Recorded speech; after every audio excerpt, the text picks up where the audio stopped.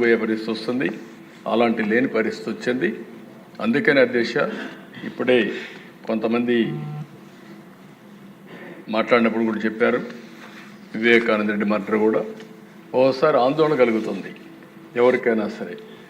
ఒక మర్డర్ జరిగిన తర్వాత, ఒక సెన్సేషనల్ మర్డర్ జరిగిన తర్వాత 6 మంది సాక్షులు ఆ కేసులో ఇన్వాల్వ్ అయిన వాళ్ళు ఎలిమినేట్ అయిపోవడం అనేది, చనిపోవడం అనేది అదొక ఆవేదన, ఆలోచన కలుగుతుంది. ఎప్పుడైనా పోలీస్ డిపార్ట్మెంట్ గుర్తుపెట్టుకోవాల్సింది, ఒక సెన్సేషనల్ కేసు వచ్చినప్పుడు దాని తర్వాత పరిణామాలన్నిటి కూడా క్షుణ్ణంగా ఎగ్జామిన్ చేసి ఎప్పటికప్పుడు యాక్షన్ తీసుకోవాల్సిన అవసరం ఉంది. మీరందరూ కూడా, ఎందుకంటే ఈ హౌస్లో కూడా అందరూ ఎమ్మెల్యేలు ఉన్నారు. నేను అందుకే మొన్న ఒక మాట చెప్పాను, నేనే ముఖ్యమంత్రి. నేను ముఖ్యమంత్రిగా ఉండి 2019లో వివేకానంద రెడ్డి మర్డర్ జరిగింది. తెల్లవారితో వాట్సాప్ మెసేజ్ వచ్చింది. మెసేజ్ ఏమని, వివేకానంద రెడ్డి గుండెపోటుతో చనిపోయాడు. ఎలక్షన్ సీజన్, నేను కూడా గుండెపోటు అనుకున్నాను. జనరల్గా నాకు ఎప్పుడు ఏ ఆలోచన వచ్చినా, ఏ మెసేజ్ వచ్చినా మళ్ళీ నేను స్టడీ చేస్తూ ఉంటాను. అలాంటిది నేను కూడా ఎలక్షన్లో ఉండి క్యారీ అయ్యాను. నాకు ఒక సీఎంఓ ఉంది, ఒక ఇంటెలిజెన్స్ ఉంది, ఒక డీజీపీ ఉన్నాడు, మా చంద్రరాజు మంత్రి, అప్పుడు అందరం ఉన్నాం. అందరం ఉండి అర్థం కాలేదు, నిజం అనుకున్నాం, నమ్మాం. అంటే నేరస్తులు ఏ విధంగా ట్రాప్లో పెడతారనేదానికి ఇది ఒక ఉదాహరణ అధ్యక్ష. అంతవరకే చెప్తున్నాను నేను ఈరోజు. అది అయిన తర్వాత మధ్యాహ్నాలకి బిల్డప్ అయింది. సునీత గారు అడిగారు దీన్ని పోస్ట్ మార్టం చేయాలని. సునీత గారు కానీ పోస్ట్ మార్టం అడగకుండా ఉండుంటే క్రిమేషన్ అయిపోయేది. అంటే నేను ఎందుకు ఇవన్నీ చెప్తున్నానంటే, నేరాలు ఘోరాలు చేసే వ్యక్తుల పట్ల ఏ స్థాయి అయిన వాళ్ళైనా సరే మనం అప్రమత్తంగా ఉండకపోతే మాత్రం మనం న్యాయం చేసినట్టు కాదు, మనం కూడా ఇబ్బందులు పడే పరిస్థితి వస్తుంది. ఆ తర్వాత సాయంత్రానికి అధ్యక్ష ఎప్పుడైతే పోస్ట్ మార్టం చేశారో, ఏ టీవీలో అయితే గుండెపోటని చెప్పారో వాళ్లే సాయంత్రానికి మాట మార్చేసి, ఇంతవరకు మా తండ్రి చనిపోయాడు, ఇప్పుడు తండ్రి లేని బిడ్డే కాకుండా చిన్నాన్న ఉంటే ఆ పెద్ద దిక్కు కూడా లేకుండా పోయిందని చెప్తే ప్రజలు నమ్మించే పరిస్థితికి వచ్చారు. రెండో రోజు అధ్యక్ష నా చేతిలో కత్తి పెట్టి నారాసుర రక్త చరిత్రను వేసే పరిస్థితికి వచ్చారు. బాధ కదా అధ్యక్ష, ఆవేదన కలగదా?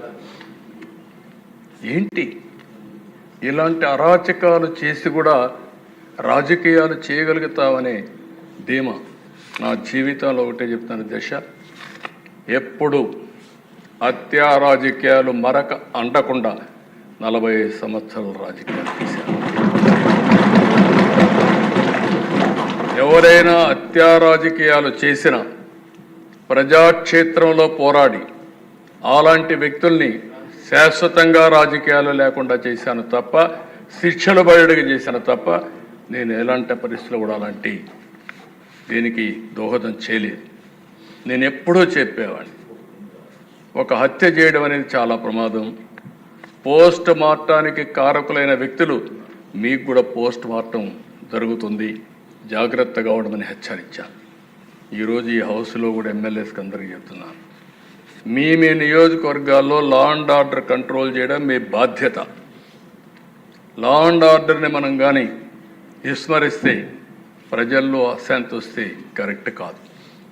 ఇంకొక విషయం కూడా చెప్తున్నాను, రాజకీయ ముసుగులో నేరాలు ఘోరాలు చేసి ఎదురుదాడి చేసి తప్పించుకుంటా ఉంటే ఈ ప్రభుత్వంలో సాగనివ్వనని మరొక్కసారి చాలా స్పష్టంగా విజ్ఞప్తి చేస్తున్నాం. ప్రజలకు మనం లా అండ్ ఆర్డర్ క్రియేట్ చేయాల్సిన, సమస్యలు లేకుండా చేయాల్సిన అవసరం ఉంది. టెక్నాలజీ వచ్చింది, టెక్నాలజీ ఉపయోగించుకుంటాం. కడాన పోలీసులు చూస్తే వాహనాలు కూడా లేని పరిస్థితి, పెట్రోల్ కూడా ఇవ్వలేని పరిస్థితి, ఇలాంటి చాలా జరుగుతున్నాయి. చాలా వరకు కరెక్ట్ చేశాం, ఇంకా కరెక్ట్ చేస్తాం. పోలీస్ యంత్రాంగాన్ని అప్రమత్తం చేస్తాం. అప్రమత్తం చేయడమే కాదు, ఎప్పుడైనా సరే అధ్యక్ష ఒకటే గుర్తుపెట్టుకోండి, ఒక నాయకత్వం కానీ ఒక గవర్నమెంట్ కానీ స్ట్రాంగ్గా ఉందని విత్ డెమాన్స్ట్రేటివ్ ఎఫెక్ట్తో చేయగలిగితే అందరూ లైన్లోకి వస్తారు. అట్లా కాకుండా పర్వాలేదు ఉదాసీన వైఖరి తీసుకుంటే ప్రతి ఒక్కరూ పెట్టిరేగిపోయే పరిస్థితి వస్తుంది. అది ఈ ప్రభుత్వంలో సాగనివ్వమని చెప్పి మరొకసారి తెలియజేసుకుంటూ ప్రతి ఒక్కరికి విజ్ఞప్తి చేస్తున్నా. ఈ రోజుటి నుంచి కొంతమందిని చూస్తున్నాను దిశ, కొన్ని కేసులు కూడా చూస్తున్నాను. ఎమోషన్లో కొంతమంది ట్రాపుల్లో కూడా పడతా ఉంటారు. కొంతమందికి డబ్బులు ఇస్తామంటే ఎక్కువగా వస్తాయనే ఉద్దేశంతో ఒక విధంగా ఆలోచిస్తే చిట్ ఫండ్ కంపెనీలు వస్తూ ఉంటాయి. అలాంటి వాటిలో డబ్బులు ఎక్కువ పెట్టుబడి పెడతాం, లేకుంటే మీకు ఎక్కువ రిటర్న్స్ ఇస్తామంటే మోసపోయే పరిస్థితి వస్తూ ఉంది. కొంతమంది అమ్మాయిల పట్ల కొంతమంది చాలా దారుణంగా ప్రవర్తిస్తూ ప్రేమ అనే మాట ఒలకబోస్తూ ట్రాప్లో పెట్టి ఈ యొక్క అబ్యూజ్ చేసే పరిస్థితి కూడా వస్తున్నారు. నేను ఈ విషయాలని ఎందుకు చెప్తున్నానంటే ఈ సభ ద్వారా ప్రజల్లో చైతన్యం తీసుకురావాల్సిన బాధ్యత మన మీద ఉంది. అదే సమయంలో ఎవరైనా తప్పు చేస్తే మాత్రం వదిలిపెట్టం, తాట తీస్తామని చెప్పి కూడా మరొకసారి ఎందుకంటే నా గట్టిగా కూడా చెప్పాల్సిన అవసరం ఉంది. నేను ఇదే మాదిరిగా ముఖ్యమంత్రిగా ఉంటే అధ్యక్ష 14-15 సంవత్సరంలో ఇక్కడే మన గురుజాల కాన్స్టిట్యున్సీ అనుకుంటారు, పిడుగురాళ్ళ దాచేపల్ల ఏరియాలో ఒక ముస్లిం గర్ల్, చిన్న అమ్మాయి, ఆ అమ్మాయి పైన అత్యాచారం చేశారు. దగ్గర 18 టాస్క్ ఫోర్స్లు వేశారు. ఏ డైరెక్షన్లో ఉన్నా సరే భూమి మీద ఎక్కడున్నా పట్టకొచ్చే బాధ్యత మీదని పోలీసులకు చెప్పా. సర్చ మొదలుపెట్టా. 4వ రోజుకి అతనే ఆత్మహత్య చేసుకొని చనిపోయాడంటే అక్కడ కనుక్కున్నాను. దాంతో కూడా వదిలిపెట్టలేదు. మళ్ళీ విజయవాడలో పెద్ద ర్యాలీ పెట్టి భవిష్యత్తులో ఎవరైనా సరే నా ఆడబిడ్డల జోలుకు వస్తే ఇదే గతి అవుతుందని చెప్పి హెచ్చరించాను. అంత మొత్తం లా అండ్ ఆర్డర్ అంతా కూడా కంట్రోల్ అయ్యే పరిస్థితి వచ్చింది. ఇప్పుడు కూడా చెప్తున్నా, ఈ సభ ద్వారా హెచ్చరిస్తున్నా, రేపటి నుంచి ఈ ప్రభుత్వాన్ని ఛాలెంజ్ చేయాలంటే చేయండి. ఆ తర్వాత ఎలాంటి పనిష్మెంట్ ఉంటుందో మీరే చూస్తారని కూడా హెచ్చరిస్తూ లా అండ్ ఆర్డర్ కాపాడే బాధ్యత మాది. ప్రభుత్వ యంత్రాంగాన్ని కూడా సమర్థవంతంగా నడిపిస్తాం. ఎక్కడా రాజీ లేదు, రాగద్వేషాలు లేవు, లేకుంటే విశిక్షత లేదు.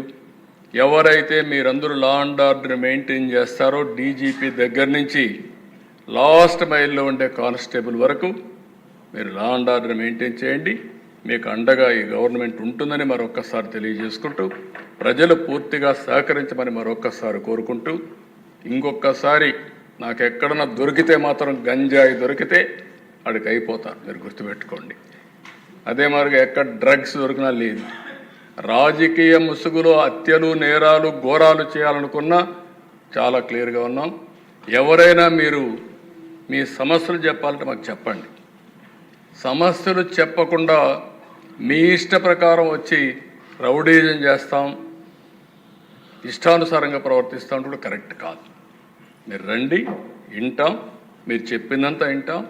మీ సమస్య న్యాయపరమైతే తప్పకుండా పరిష్కారం చేసే బాధ్యత ఈ ప్రభుత్వాన్ని చెప్పి కూడా తెలియజేసుకుంటూ అందరూ సహకరించమని చెప్పి కోరుకుంటూ మీ దగ్గర సెలవు తీసుకుంటున్నాను. ఇప్పుడు గౌరవనీయ ముఖ్యమంత్రి గారు ఈ చర్చలో పాల్గొనటం ప్రజలకు ఎంతో ధైర్యాన్ని ఇస్తుంది. నిన్ననే ఇనాగరేట్ చేశాను శక్తి యాప్. ఎవరైనా సరే ఆడబిడ్డలు ఆ శక్తి యాప్ డౌన్లోడ్ చేసుకుని కనీసం ఆ ఫోన్లో చేయగలిగిన ఆ శక్తి యాప్ ఆన్ చేసి 3 సార్లు షేక్ చేసిన ఆటోమేటిక్గా రిజిస్టర్ అయిపోతుంది. ఎక్కడున్నారో జీపీఎస్ చూసుకొని 6 నిమిషాల నుంచి 9-10 నిమిషాల లోపల మీ దగ్గరికి వచ్చే బాధ్యత పోలీసుల పైన ఉంటుంది. ఒకసారి కంప్లైంట్ చేసిన తర్వాత ఆ అమ్మాయికి ఏమైనా జరిగినా మా పోలీసులు రెస్పాండ్ కాకపోయినా బాధ్యత తీసుకునే అవకాశం పోలీసుల పైన ఉంటుంది. ఎందుకంటే ఒకసారి టెక్నాలజీలో రిజిస్టర్ అయిన తర్వాత రేపు క్రైమ్ రిజిస్టర్ అయినప్పుడు మీ ఫెయిల్యూర్ కూడా రిజిస్టర్ అవుతుంది.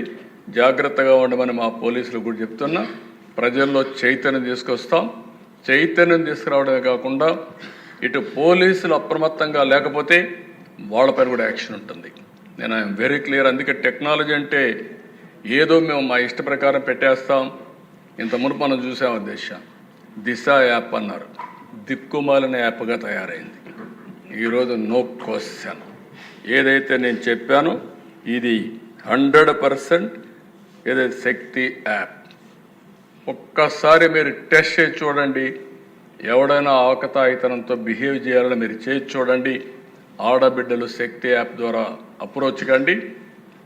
అప్రోచ్ అయిన తర్వాత 100% యాక్షన్ తీసుకునే బాధ్యత ఈ ప్రభుత్వాన్ని అని చెప్పి మరొకసారి తెలియజేస్తున్నాను. అవేర్నెస్ రావడానికి ఎమ్మెల్యేస్ కూడా మాట్లాడండి. ప్రజల్లో చైతన్యం తీస్తారండి. మీరు ఒక విషయం గుర్తుపెట్టుకోవాలి, ఎప్పుడు కూడా చట్టం ఉంటుంది, లేకపోతే అనేక చర్యలు ఉంటాయి. కానీ ప్రజల్లో చైతన్యం లేకపోతే మన చట్టాలన్నీ కూడా ఎవరూ ఉపయోగించుకోలేని పరిస్థితి వస్తుంది. ఇప్పుడు కూడా టెక్నాలజీ కూడా అంతే. యాప్ ఉంది, యాప్ ఉపయోగించుకుంటే అది ఒక మహా ఆయుధం. ఆ శక్తి యాప్ను ఉపయోగించుకోకపోతే మళ్ళీ యాజ్ ఇట్ ఈజ్గా జరిగే పరిస్థితి వస్తుంది. అందుకే ప్రతి ఒక్క ఆడబిడ్డని ఎడ్యుకేట్ చేయండి. ఆడబిడ్డకు రక్షణగా శక్తి యాప్ ఉంటుంది. దీన్ని పూర్తిగా ఉపయోగించుకునే బాధ్యత ఆడబిడ్డలది. వాళ్ళల్లో చైతన్యం తీసుకొచ్చే బాధ్యత ఇక్కడుండే ఎమ్మెల్యేలది. మీ కాన్స్టిట్యున్సీలు ఎక్కడైనా ఉపయోగించుకోకపోతే ఫస్ట్ నేను ఎమ్మెల్యేని అడుగుతాను, ఎందుకు మీరు చెప్పలేకపోయారని. మీరు అక్కడ కార్యకర్తలు ఉంటారు, 3 పార్టీలు కలిసి ఇంటింటికి చెప్పండి. అవసరమైతే కొన్ని పాంప్లైట్స్ వేయండి. ఒక్క క్రైమ్ జరిగితే అప్పుడు చూడండి. క్రైమ్ జరిగితే యాక్షన్ తీసుకోకపోతే అప్పుడు మీరు నాకు చెప్పమని చెప్పి అడుగుతూ ఇది చేయాల్సిందిగా మరొకసారి విజ్ఞప్తి చేస్తున్నాను. గౌరవనీయ ముఖ్యమంత్రి గారు ఈ చర్చలో పాల్గొనటం, ఈ స్త్రీ యాప్ ద్వారా మహిళలకి స్త్రీ శక్తి అని మైండ్లో వచ్చింది. శక్తి యాప్ ద్వారా మహిళలకి, అలాగే శాంతి భద్రతల అధినేతగా ఏ రాష్ట్రానికైనా పెట్టుబడులు రావాలంటే శాంతి భద్రతలు సక్రమంగా ఉండాలి. చంద్రబాబు నాయుడు గారు వచ్చినప్పుడే పెట్టుబడులు ఎందుకు వస్తున్నాయంటే శాంతి భద్రతల పట్ల ఆయన చూపుతున్న శ్రద్ధ. నిజంగా ఈరోజు ఇంత స్పష్టంగా చెప్పినందుకు వారికి ప్రత్యేక ధన్యవాదాలు తెలియజేస్తూ ఇప్పుడు హోంమంత్రి గారి ప్రతిపాదనలపై ఓటింగ్. 10వ అభ్యర్థన క్రింద హోంశాఖకు 8,570,50,80,80,000 రూపాయలకు మించని సొమ్మును ప్రభుత్వానికి మంజూరు చేయాలి. ఈ అభ్యర్థనకు సుముఖంగా ఉన్నవారు అవును అనండి. వ్యతిరేకంగా ఉన్నవారు ఎవరైనా ఉంటే కాదు అనండి. అందరూ అవునన్నారు. కావున నిధుల కొరకు గౌరవనీయ మంత్రి అనిత గారు అభ్యర్థనలను మంజూరు చేయటం అనేది. ఇక నిమిషం శాసన మండలి అధ్యక్షుల వారి